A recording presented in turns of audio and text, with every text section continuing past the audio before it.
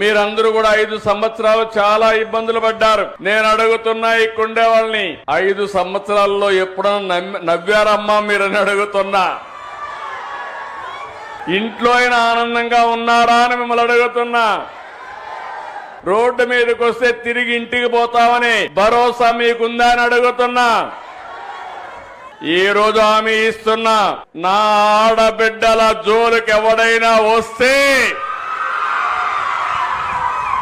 తాట తీస్తా. మీరు నిర్భయంగా ఉండొచ్చు. మీరు ఒకసారి గుర్తుపెట్టుకోవాలి, నాకు మీ మీద ఎక్కడా లేని అభిమానం ఇప్పుడు కాదు, 30 ఏళ్ల నుంచి ఇదే పని చేస్తున్నా.